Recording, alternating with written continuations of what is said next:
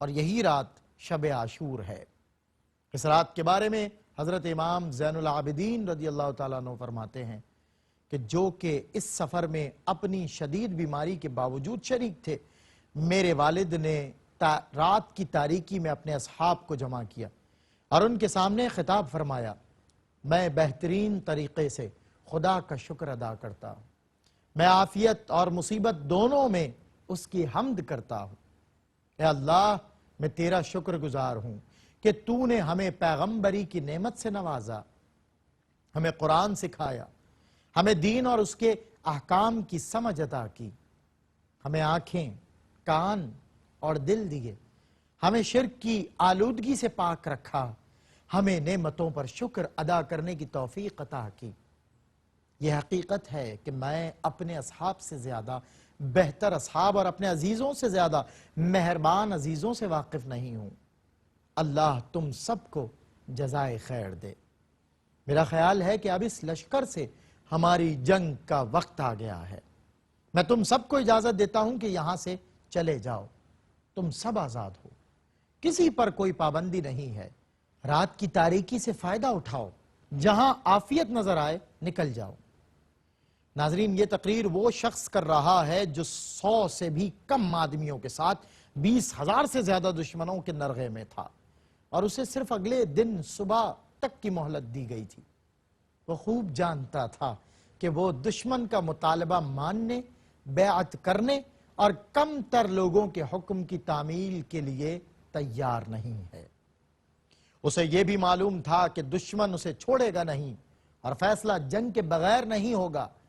اس طرح اس کی اور اس کے ساتھیوں کی شہادت یقینی ہے، لیکن اس کے باوجود کامل اطمینان، سکون قلب اور تمام تر حاضر دماغی سے بات کر رہا تھا۔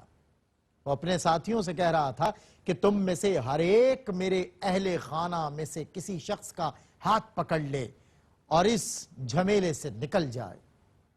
یہ لوگ صرف میرے در پہ ہیں، اگر مجھ پر قابو پا لیں تو پھر انہیں کسی سے کوئی سروکار نہیں۔ ناظرین، تاریخ کی اکثر کتابوں میں یہ خطبہ اسی طرح درج ہے، مگر کسی کتاب میں یہ نہیں لکھا کہ اس موقع پر اس خطبے کے بعد آپ کے اصحاب میں سے کوئی ایک بھی کہیں چلا گیا ہو۔ جانے والے چھوڑنے والے راستے میں ہی اس وقت الگ ہو گئے تھے جب حضرت مسلم بن عقیل، ہانی بن عروہ، قیس بن مسہر اور عبداللہ بن یقطر رضی اللہ تعالیٰ عنہم کی شہادت کی خبر ملی تھی۔ خطبہ شب عاشور کے بعد اصحاب امام کی طرف سے سوائے اظہار جانثاری اور استقلال و استقامت کے بڑے مورخوں نے اور کچھ بھی نہیں لکھا۔ ناظرین، شب عاشور گزر گئی جو اب پھر کبھی انسانیت کی تاریخ میں نہیں آئے گی۔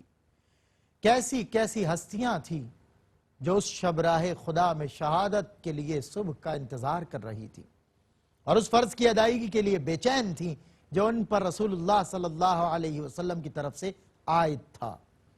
اب زمانہ لاکھ کروٹیں بدلے، ایسے نفوس دوبارہ نہ آ سکیں گے اور نہ اب وہ حالات دوبارہ پیدا ہو سکتے ہیں جن میں ان افراد کی نشو نما ہوئی تھی۔